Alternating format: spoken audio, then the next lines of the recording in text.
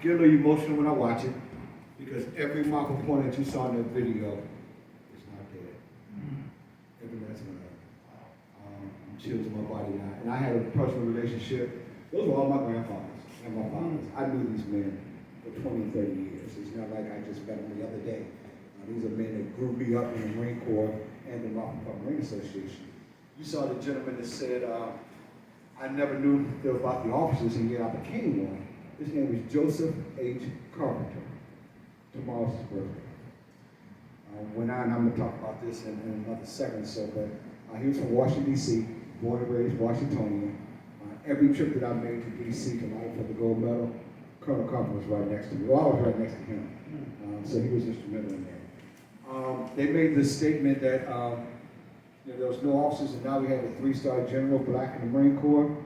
Just last week, the Marine Corps named its first African-American 4-star general. Wow. That's a long way from Captain Fred Branch on 10 November 1945. Many of you knew Captain Branch because he made Philadelphia his home for the last 60 years of his life. He was born in Hamilton, North Carolina.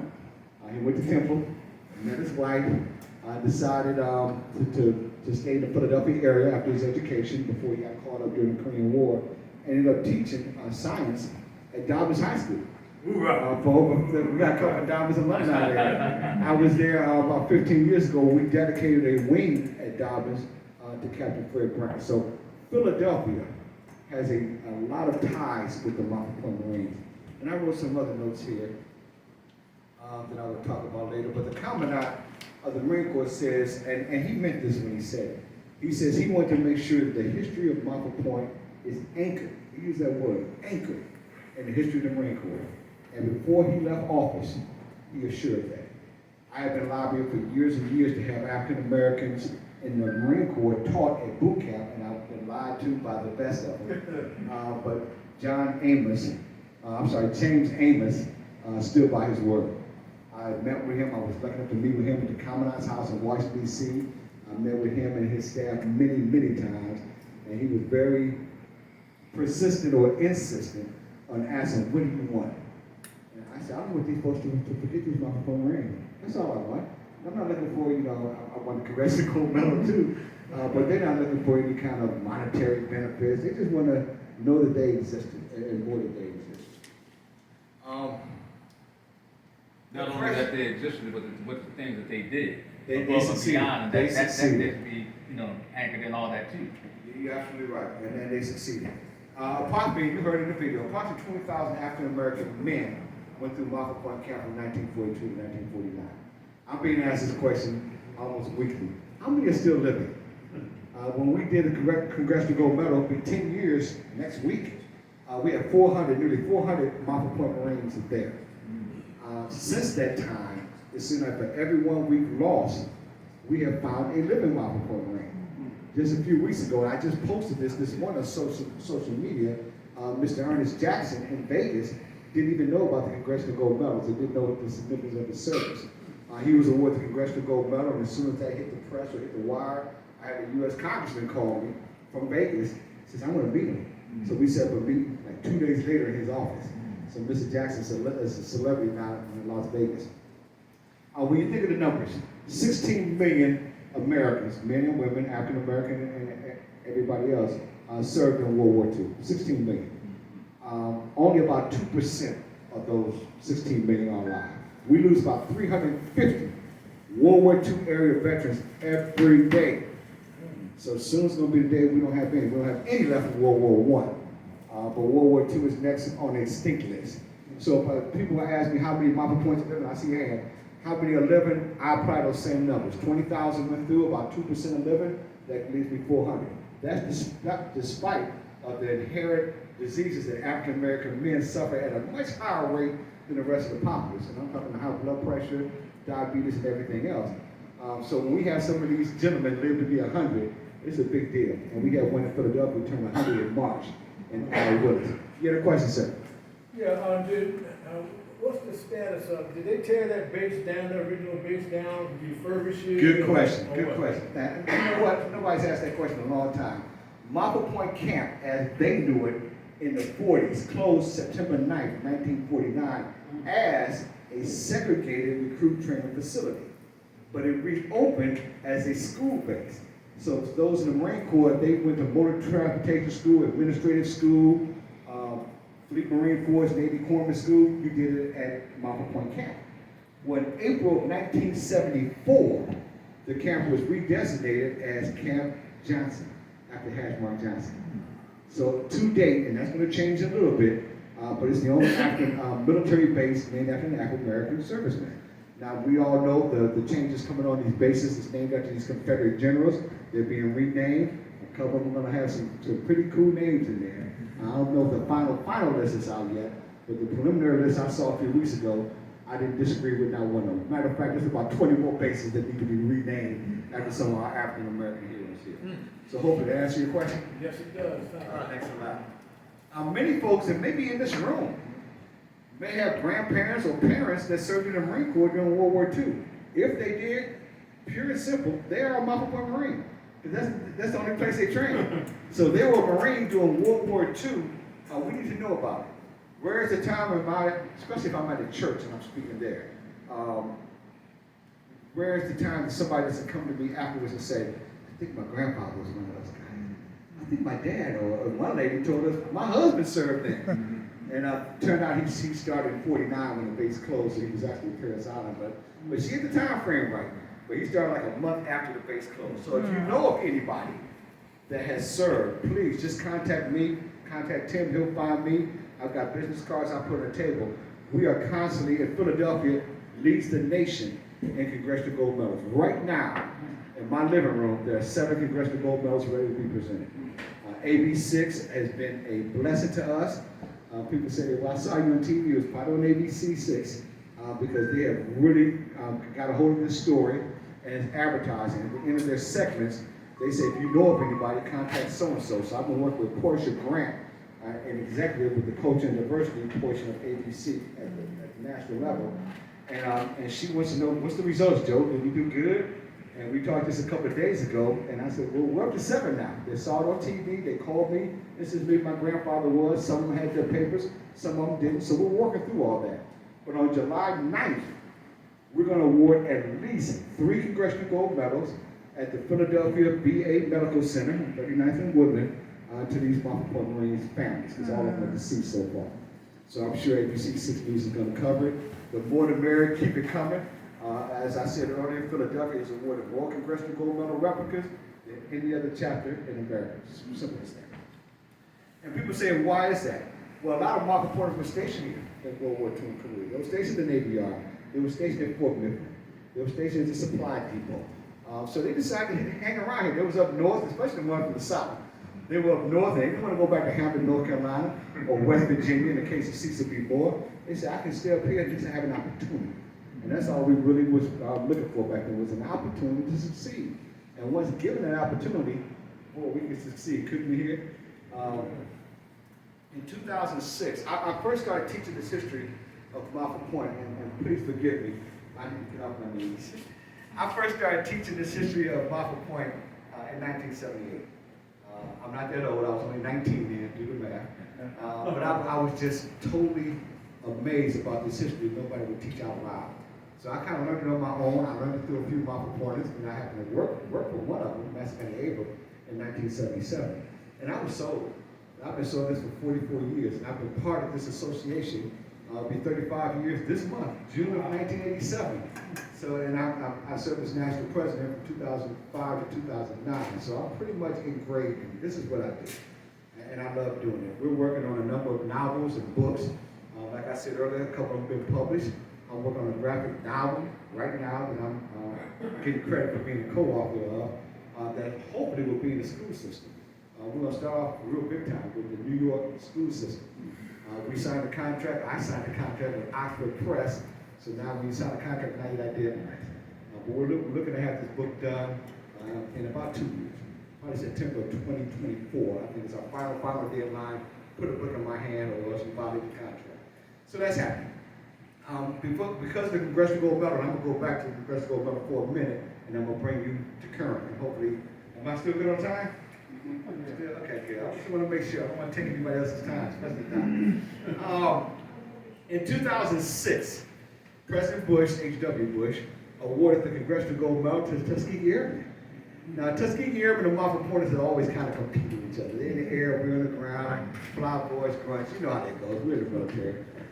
So I'm the national president in 2006, and I'm watching the ceremony on TV where they're getting the Congressional Gold Medal. The phone rings, and I knew it was one of my members. I just you know, you had that gut feeling when the phone rings or what's on the other end. Well, it was Rudy Carter, a Montford Point Marine, original Montford Point Marine, called from Chesapeake, watching what I was watching. His words to me, Mr. President, do you see what I see on TV? Yes, sir, Rudy, I did. Those Tuskegee Airmen are doing it again. They're getting a Congressional Gold Medal. What are you going to do about it? I probably had a beer or two at the time. I'm like, Rudy, I'm going to get you the Congressional Gold Medal. What you worried about? I hung up the phone and I'm like, what the heck did I just say? I had no idea I'd do a Congressional Gold Medal. Yes, sir. Excuse me, sir. My name is James Emanuel Jr., Lieutenant Colonel, United States Marine Corps, retired. Hoorah! Hoorah! Hoorah! I got an application for you up there. Everybody else. Yes, sir. Question: is any of your published information at Howard University, my alma mater? Not too much. I don't know. It may be. You talk about that. Okay, let's do it. Make sure you get my card. Yeah. I'm gonna make sure you get my membership. I got you. Thank you, sir. Lieutenant Colonel Marine. Not too many of you around. Oh no. Did you know Lieutenant Colonel Edwards back in the day? Edward, yeah. Knife Motors. I know you're talking about. Big tall guy was a warrant officer, and I know you're talking about. I saw his wife a couple of weeks ago, and she was amazing. I still remember her husband. I'm getting off track. 2006, Rudy calls me and says he wants to know what I was going to do about the Congressional Gold Medal. So I told him what I was going to do about it. I was going to get it for him. Having no idea how to do this, and Gene knows the story about as good as anybody in this room. So I just did some research on the Tuskegee Airmen, what they did. I found out the Congressional Gold Medal, not to be confused with the Congressional Medal of Honor, because people confuse those all the time to include ABC 6. So I did some research on how they did it, and I understood it had to come from Congress. Congressional Gold Medal comes from Congress. It has to be a bill written and submitted through committee in Congress, and hopefully one of these days, in the near millennium, it will get to the full vote. So I started going down to D.C., and I guess I was lobbying, but I wasn't a professional lobbyist. I didn't have any budget, any money. I had one of the same suitcases I got back then, a whole handful of information, and a damn good story to tell. Well, in 2007, after me doing this for a year and almost getting nowhere, I met a gentleman called Anthony Hill, Florida State Senator Anthony Hill, Tony Hill. And I was national president. He comes up to me and says, Mr. President, what are you doing for the history? Stick my chest out. So we're waiting on a postage stamp. We want Montford Point designated as a federal register of historical places, and we want a Congressional Gold Medal. And he didn't know what the Congressional Gold Medal was. He says, well, what is the Congressional Gold Medal? He thought it was a Medal of Honor. I said, no, sir, it's awarded by Congress. George Washington got the first one, and it takes a congressional vote to get it. And he said, well, how are you doing it? I said, well, I'm going down to the Capitol, and I'm kind of talking to people in the hallway and doing this and doing that. He says, you're doing it wrong. I said, yes, sir, tell me what I need to do. He says, you need to have the buy-in of the Congressional Black Caucus. Once you got that first, then you can talk about the rest of the 435 members of the U.S. Congress. So I said, okay, yes, sir. He says, I know people in the Congressional Black Caucus. If I get you an audience, can you come speak? I said, let me think about it. Of course I can come speak. So in September 2007, and I'm calling Tony because we're friends now. Tony calls me up and says, Joe, I got you 15 minutes. But you need to take off of work and you need to drive down to D.C. No problem. So I'm driving down to D.C. I'm excited. I'm speaking in front of the Congressional Black Caucus. A legislative aide calls me and says, Tony Hill talked to Congressional U.S. Congresswoman Corrine Brown and says that you were going to speak. I said, well, yes, sir. He says, well, we just ran out of agenda items. So we'll have a table to the side and you can put your stuff on the table. And I'm trying to be respectful because this is a legislative aide to a U.S. Congressman. I said, well, thank you, sir. I pulled my car over to the side. I called Tony Hill. I said, Tony, I took off from work. I'm looking like a Montford Point Marine. I'm on my way to D.C. What the heck is going on? And he asked me what was going on. I explained it to him. He says, Joe, where are you now? I'm at mile marker. I was just in the Maryland. So mile marker like 109, right when you cross over the Maryland.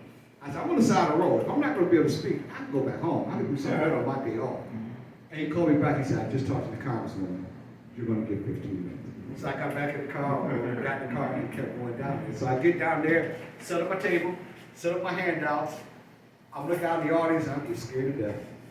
Maxine Waters out there, Stanford Bishop's out there, the Harlem, the line of Harlem's out there. Everybody's out there that you see on TV and that you admire. And so come my time to speak, I'm at the front, Kareem Brown, U.S. Representative Kareem Brown's to my right, and I look out in the audience and I see Tony Hill there. And although you may not see it now, I was scared to death. And Tony's in the seat doing this, like bringing up a level. And it's your one shot, so I brought it up a level. I'm talking, I'm fiery, I'm getting stuff done. And I see I got the audience. I'm like, oh, this is going good. And I kind of forgot who was in the audience, and that helps me out a lot. If I would have looked over to Maxine Waters or Stanford Bishop or Charles Rangel, who was in the Army, got the Bronze Star in the Korean War, if I would have saw these people and realized who I was talking to, I probably would have been more scared.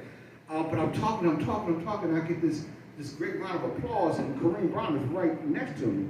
And he goes, Mr. Geeter, they can't pronounce my name. It's Geeter, Geeter, not Greeter, not Geeter, not Greeter, not Kaiser, it's Geeter. She said, Mr. Greeter, who do you have with you? I said, well, I've got 5 Montford corners with me. One of them was Lieutenant Colonel Carpenter, which you saw in that movie. He said, well, we'll give them 5 minutes to come up and tell their story. I'm like, for real? They only gave me 15 minutes, I took 20, and now you're gonna give me 5 minutes for 5 people? And so they came on one by one, said what year they came in, what rank they served, and just a little bit about their story. After it was over with, they were just amazed because this audience, besides the rest of the Black Caucus, this was the African American Brain Trust, the Veterans Brain Trust. Is anybody familiar with the Veterans Brain Trust? All the African American organizations were in the audience. You know, the NAMVETS were there, the Triple Nickels, the Tuskegee, everybody was there. As a matter of fact, next week, all these groups are meeting in Washington, D.C. to talk about a World War II GI Bill for African American service people. But I'm getting off the subject again. But after they finished, Kareem Brown, I'm gonna call her Kareem now, because she's my queen now, she says, do you have a sponsor for your legislation? I says, no ma'am, I don't. She says, you got one now. Don't talk to nobody else. I'm your sponsor. How many times do people come to you and say, I'm your sponsor? So she understood the story and knew she could build her legacy on this story. So it was important to her. So now I'm feeling pretty darn good about the Montford Corners and myself. And I get back and Lee Footer calls me up. That was the gentleman's name that called me and told me I wasn't going to be able to speak. And all of a sudden he's interested in me. He said, I just talked to the Congresswoman. She wants to know where your bill is. I said, where's my bill? She says, well, you got to write the bill if you want her to submit it. And I'm thinking to myself, well, what do you do up here in Congress? You need a civilian to write a bill? I don't know how to write any bill. But we got the internet now. We had that in 1965. We was trying to do a reunion here in Philadelphia. So I went and got the internet and looked at the Tuskegee Airmen and looked at their bill. Well, they had Chappie James, we had Huff. You got a monument, we got this. You got a scholarship, we got this. So I matched it up and I purposely wrote it to include some of the people you may have seen in this video. And I felt pretty darn good about that bill. Because he called me on a Friday. I said, well, when does he need the bill? Monday. Of course.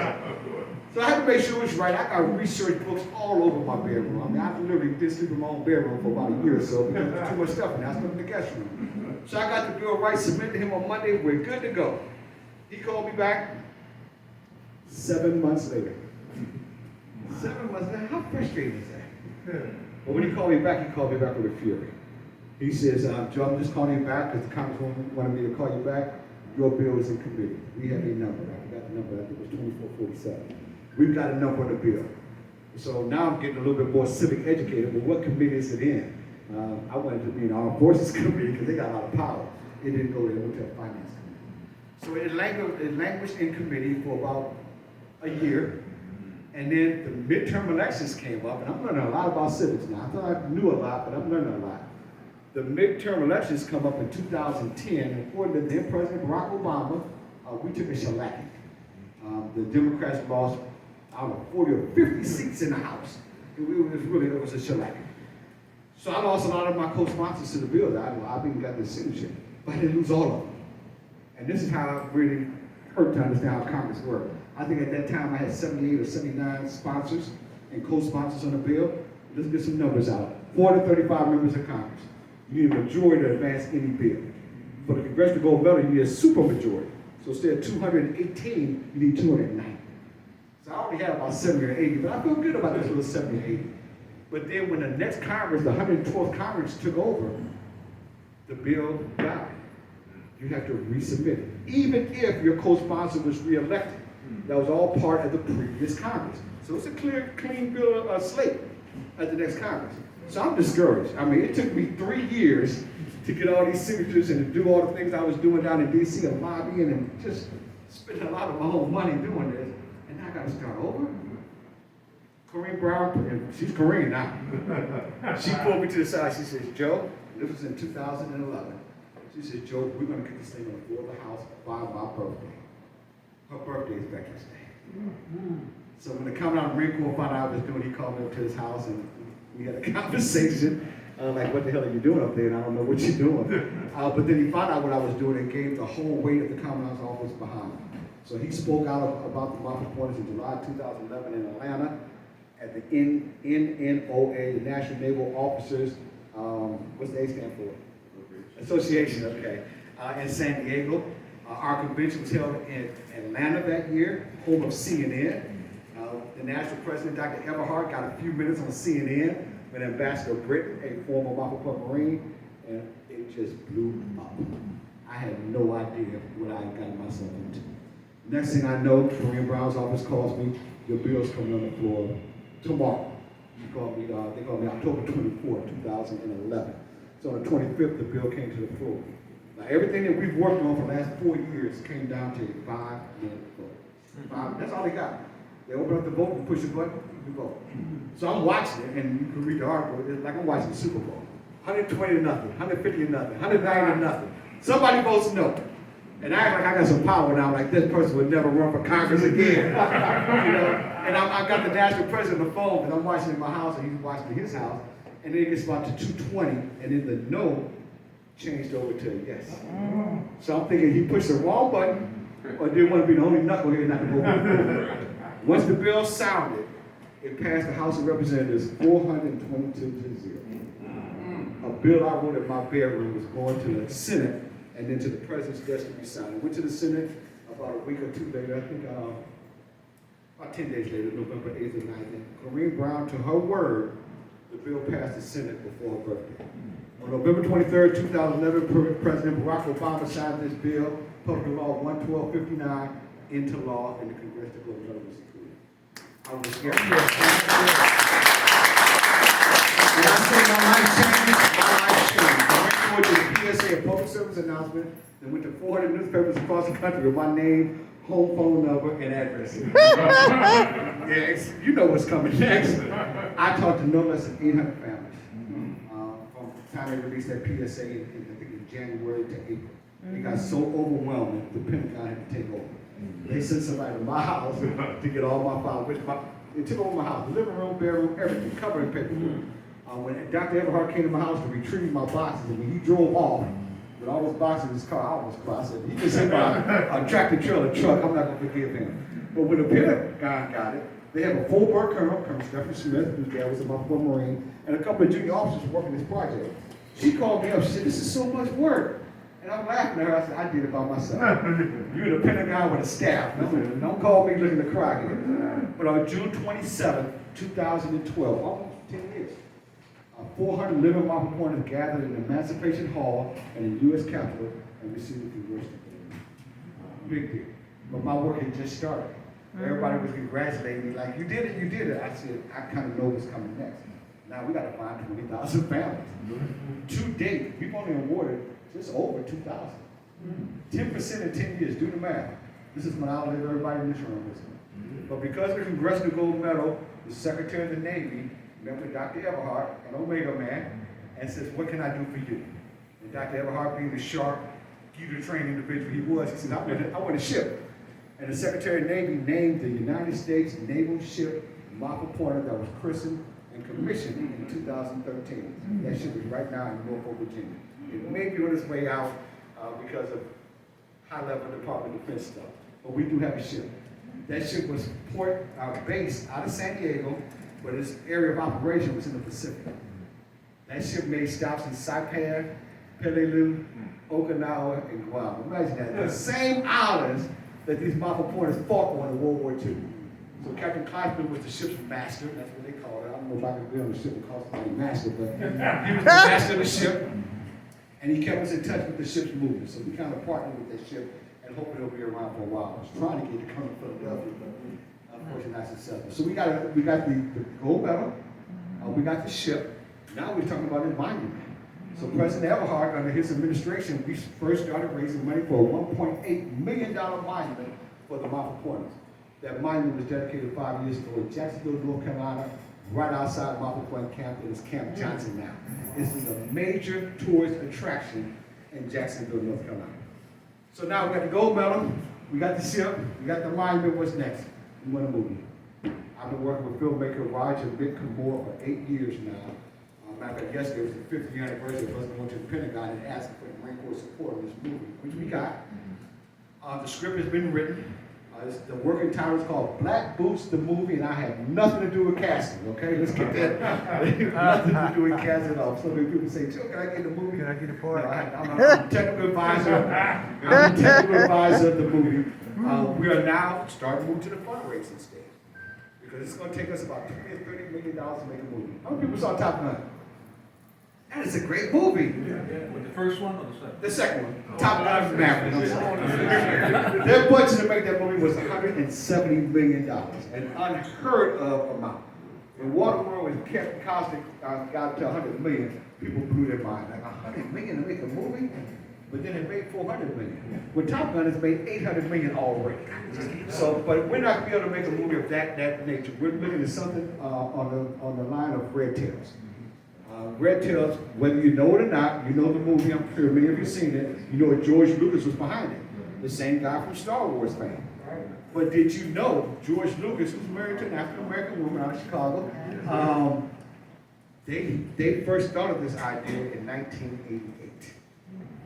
Hollywood would not support George Lucas making a movie about African Americans in World War II. Just wouldn't do it. So he had to self-finance. I know Oprah helped out, Tyler Perry helped out, but he spent $85 million of his own money to make that movie that debuted in February of 2012. So it took him 24 years to make Red Tails. The opening scene cost as much as the rest of the movie. Trust me, I know this for a fact, not being facetious here. But we want a movie of that caliber. We've already had 2 documentary films, one in '97, one in 2006, that featured Lou Gossett. We all know Lou Gossett. He's become a good friend of Montford Pointers and a great friend of mine over the years.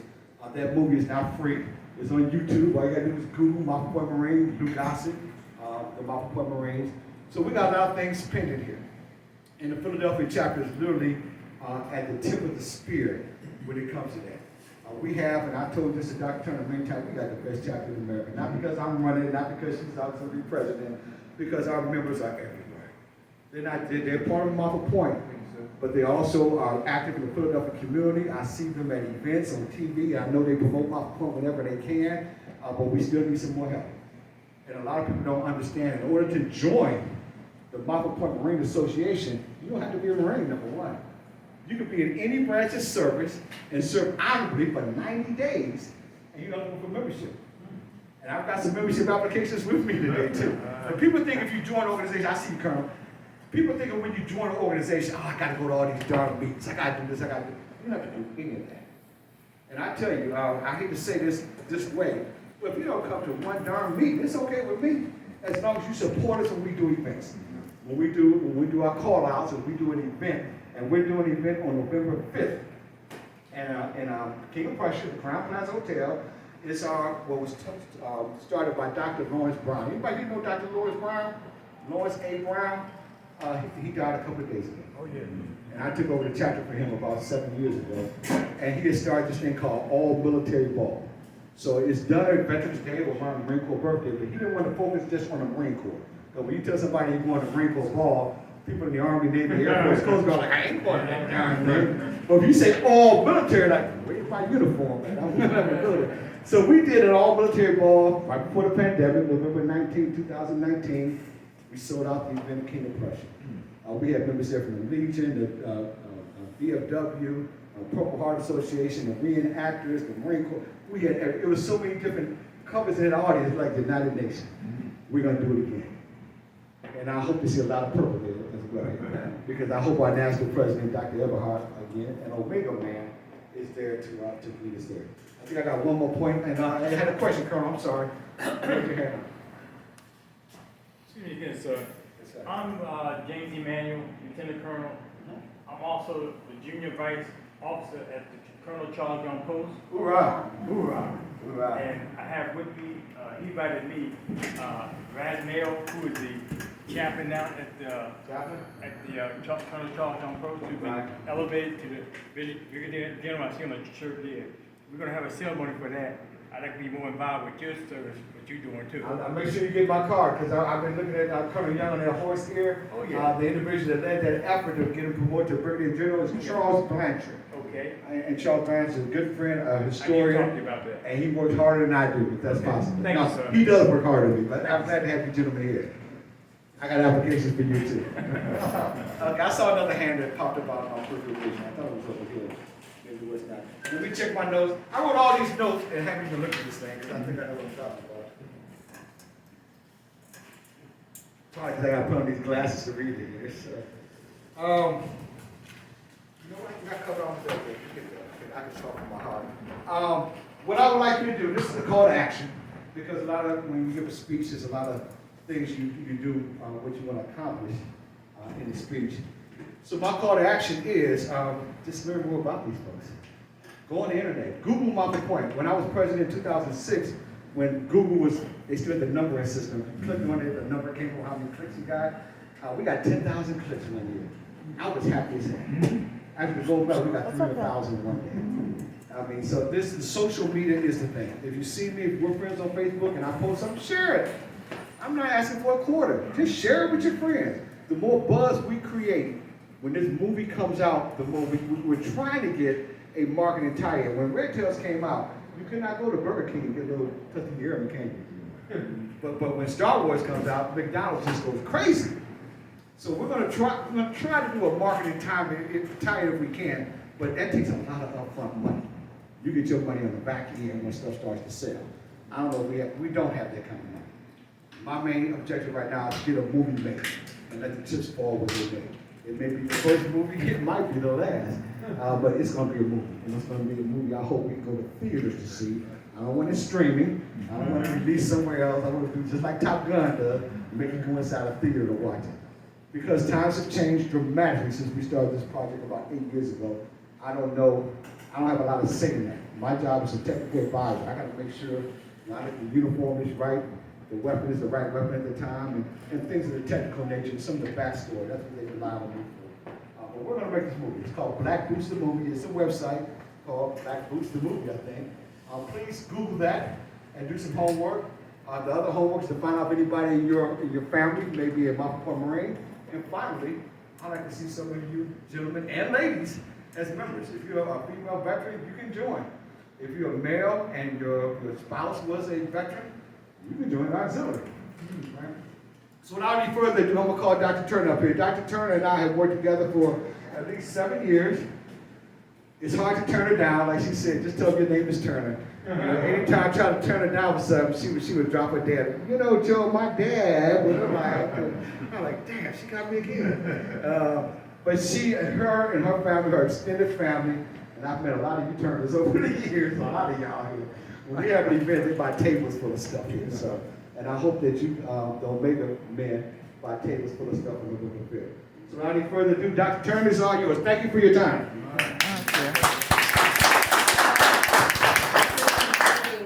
From the Charles L. Bloxson Afro-American Collection at Temple. And I am the curator, and I spoke with Mr. Bloxson before I came. He was excited. Whenever I go out into the community, he always says, well, you know, it's my name, your name, and Temple's name. So I have to represent him well, and then myself, right? So I'm a historian by training, and I'm a 3-time graduate from Temple, and I got my PhD in the history department. After leaving Temple, I had a 2-year Mellon postdoc at Brown University, so I taught and then a full-time position at the University of South Florida in Tampa. And after 9/11, I decided I wanted to come back to this area to be around family. So I ended up going to the African American Museum in Philadelphia. But beginning with my dissertation, I guess, or even before that, I am highly involved in public history. So as a public history historian, one of the things I do a lot of is oral history interviews. And I find that it's very important, especially for African Americans, because it's empowering for us to tell our own stories. And so when the announcement came out about the Congressional Gold Medal, and my dad contacted Joe, I thought back, when we were like children, and my dad, he never talked about being in the Marines, He had a harmonica, and I don't know if Timmy, can I call you? I know they call you Tim, but can I call you Timmy? Oh, we all know it's Tim now. There might be a harmonica on display back there. And he used to play the harmonica and have us march to the Marine hymn. And he'd be singing from the shores of Montford. So when this happened, I sat down with my dad. I said, Dad, why didn't you ever tell us? And he said he hated being in the Marines. He said they treated him so poorly, he couldn't wait till he got out of the Marines. And so then, joining the chapter of the Montford Point Marine Association, Chapter 1, and meeting Joe and his comrades, it was like a catharsis for him, because, those men, what they went through, it's just unbelievable. So, my dad, he was retired, and I was working full-time in the Bloxon collection, and he called me up every day or every other day. After this, I became his secretary. I have this idea, I want you to write this down, So, we decided, Dad, you need to tell your story. So the easiest way to do it was, as an educator, I always feel that it's important for our youth to understand the story, and also get them interested, because one thing, if the young people are interested, guess who's going to be interested? The parents, right? So we started this book, and I just wanted to read you a little bit of the introduction so you get a sense of, what this book means to me. It says, this book chronicles the complexities of the African American experience. It is my father, Corporal Thomas S. Turner's story. When my father asked me to assist him with the writing of his narrative about his time served in the U.S. Marine during World War II, I was honored. He trusted that I would live up to his expectations, which have always been high. Sitting by his side, listening to his story, empowered me. I got to know him better. We laughed and we cried as he told his story. There is much more to his story than what is contained in this book. And then I just want to skip to this before I talk about this. He said, after reading this book, meant for all ages, but especially for youth, my dad hopes that you are inspired by his story to write your own story, Simplify. And that's the thing that's so important to me as a historian, and having to read books about us that really don't represent us, and oftentimes being offended because you have historians who have written books about African Americans, and historians give their own interpretations, which have to do with their cultural biases and prejudice. So whenever I had an opportunity to record our stories through oral histories, it's important because we're creating primary source material. So if somebody writes about you, but I have an oral history of you, guess what? They better get it right. Right. Okay, so, but in this story, I'll just tell you some things about my dad that I learned. Well, my dad was raised on a farm. My grandfather was an early graduate of Hampton University. He taught at Hampton, and his wife also taught. They came from Virginia up until Pennsylvania. And during the WPA, my dad was a major, my grandfather, Edward Daniel Turner, was a major contractor for the WPA. And his apprentice, who became his partner, his name was Robert Vogel. Does that name sound familiar to anybody? Well, guess what? That was Robert Vogel's uncle, who he was named after. And so I was able to find a picture of him and my grandfather, his uncle, and he distributed it to all his family members. So during the Depression, my grandfather, there were some wealthy whites who owed him money, and they didn't have the money. So they gave him this land out near Kennett Square. And so my grandfather had a farm, and so my dad was raised on a farm. The Ku Klux Klan burnt down their barn, and my grandfather's new Model T Ford was in it. And so they moved to Media. And so my dad attended school, which there was an attempt to segregate. I mean, you know, there's so much history. There was an attempt to segregate the African American children.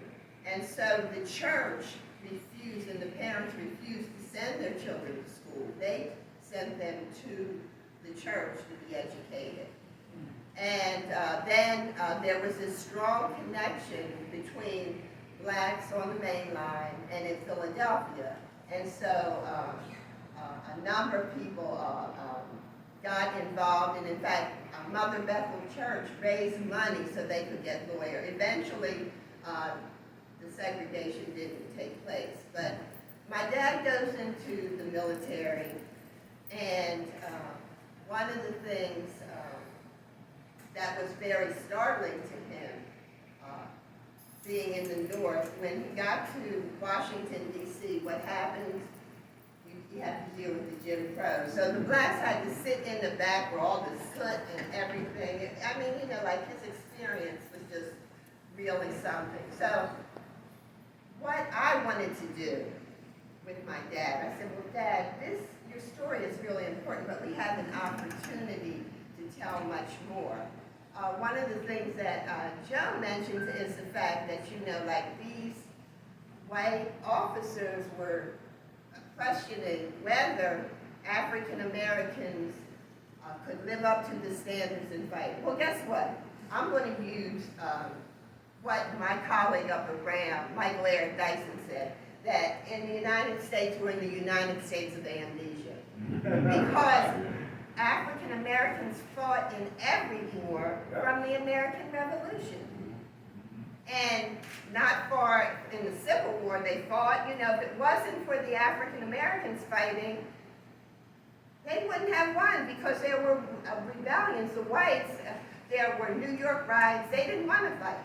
And so, you know, once again, it's just so important for our stories to be told, because from the cultural biases and the institutional racism,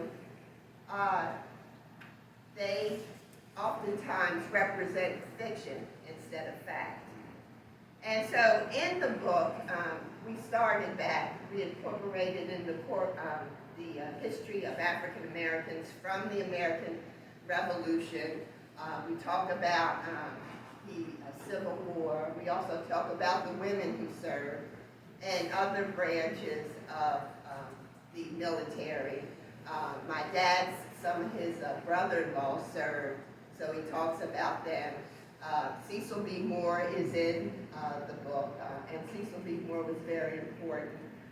Some of the individuals that I didn't get to include in the book that I learned about later who were Montford Point Marines were Benjamin Bynum, Floyd Alston, you know, in the area. I mean, you know, like these men were men. And one of the things that Dad mentions, and so I guess as a historian what I want to say is we're always trying to change the narrative from the way it's interpreted on the outside, looking in, and look at it from the inside and how we're viewing things. And I'll give you some examples of that, like in terms of slaves. We don't use slaves. We say enslaved Africans, right? Because our ancestors were being held in bondage. And so, even in terms of using words like master, we don't use master. Why? Because they were slave holders. You know, it was terrorism, domestic terrorism, to get African Americans to work from sun up to sundown, you know. Without any pay. Without any pay. Well, first being kidnapped from their homes and then working, you know. And so, and also the fact that, you know, one of the things that we have in Bloxham right now, we have exhibits, and last year was William Still's 200th birthday, and this year was Harriet Tubman's 200th birthday. We can relate her to the military, right? But one of the major forms of resistance to slavery was running away. It happened every day during slavery, and even before the American Revolution. There are volumes that have slave advertisements in it, and I would encourage you all to look at them. You know why? Because in these, during British rule, these slave holders, enslaved Africans, were so valuable to them, is that if you read these ads, they describe what the person looked like, the skills they had, whether they played instruments. They would be described down to the color of the socks that they had when they left. You know, and you know, that's why I felt this was really important, because I want young people to understand that this is our country. You know, like sometimes people try to say, well, you know, African Americans will go back, you know, like, look, we built this, right? And the young people need to know this and also understand the struggles. You know, like my dad went through many struggles. In fact, when he came back, one of the things I didn't put in the book that I found out later is he had jaundice. I knew he was very ill when he was discharged from the Marines. And so, in the story, my dad actually involves my niece, Lindsay, who Joe talked about. And Lindsay moved from the area down to Virginia, and the teacher asked her, what is one thing that you would like to share with the class that they don't know about you? And Lindsay said, my grandpapa's a Montford Point Marine. And so the teacher asked the class, well, do you know what a Montford Point Marine is? And no one knew. And so Lindsay says, I'll get my pop-pop to come down.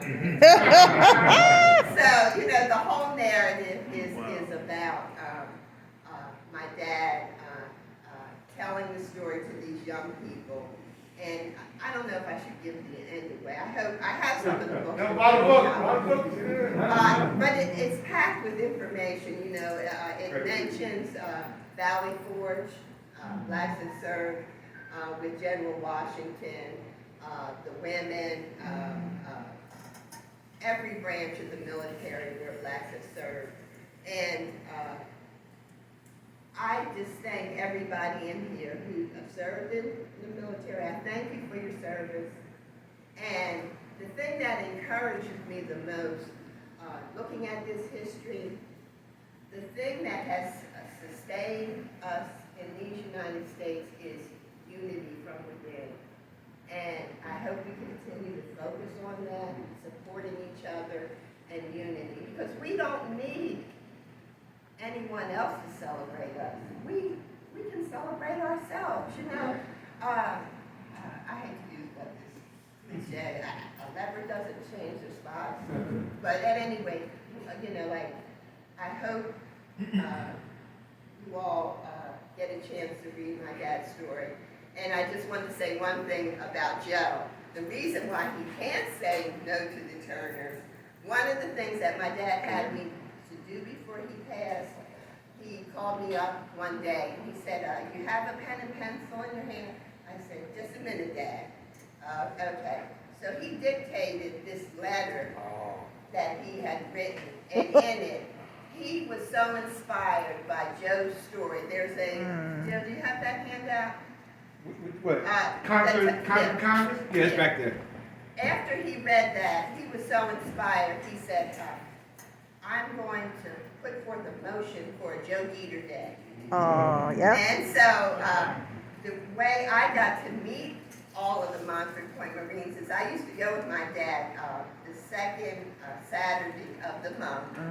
I'd ride from New Jersey out to Devon, pick him up, and we'd go. The day that he made the motion, Joe wasn't there, and it passed unanimously. And so, Yeah. Dr. Turner, I hate to interrupt you, but I've got the national president on the call. He wants to address us, so maybe we'll folks. okay, so, no, well, see, now, Joe, he did this on purpose because I was talking about Joe. I thank you all, and You come back. no, just one thing. Stand by. I invite you all to come to the Charles L. Blockson collection. We're open Monday through Friday, 9 a.m. to 5 p.m. You can call and make an appointment, but we have a lot of materials on every subject related to the Black experience. Mr. Blockson collected everything. He started collecting back in 1943. We have a lot of materials on, we have the Alpha Boulez collection there. And we have a lot, we have the Tuskegee Airmen, Philadelphia chapter, their collection there, and a whole lot of others. So I invite you to come and pass it on.